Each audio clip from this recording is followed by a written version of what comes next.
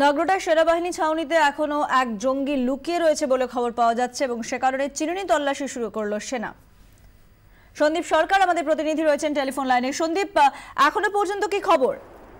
দেখো, গতকাল ভোর 5:30টার সময় যে হামলার ঘটনা ঘটেছিল এবং তারপর গতকাল দিনভর যেভাবে সেনা জওয়ানদের সঙ্গে গুলির লড়াই চলে জঙ্গিদের, যার দরুন আজ সাত সেনা ভারতীয় সেনার তরফে 2 জন সেনা অফিসার এবং 5 জন সেনা জওয়ান, মোট 7 জন শহীদ হন গতকাল।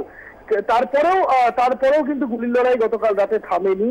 3 জন জঙ্গিকে নিকেশ করা গেছে এমনটাই সরকারিভাবে জানানো হয়েছিল ভারতীয় সেনাবাহিনীর তরফে। কিন্তু গতকালই রাতের দিকে যে খবরটা পাওয়া যায় যে আরো এক জঙ্গি লুকিয়ে রয়েছে সেনাঘাটির মধ্যে, অফিসার্স মেসের কোনো একটা অংশে। কিন্তু যেহেতু রাতের অন্ধকার ছিল সে কারণে সেনাবাহিনীর তরফে রাতে কোনো অপারেশন চালানো হয়নি এবং রাতে অপারেশন বা চিরুনি তল্লাশি বন্ধ রাখা হয়েছিল।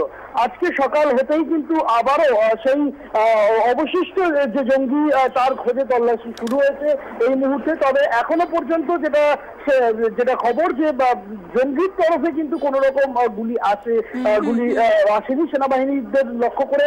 তবে এই সেনা ছাউনি তা ঘিরে রেখে তল্লাশি অভিযান চালানো হচ্ছে এবং একেবারে প্রত্যেকটা অংশে যে সেনা ছাউনির প্রত্যেকটা অংশে অফিসার্স মেসের প্রত্যেকটা জায়গায় তল্লাশি চালানো হচ্ছে। এবং ধন্যবাদ সন্দীপ সরকার আমাদের প্রতিনিধি ছিলেন টেলিফোন লাইনে।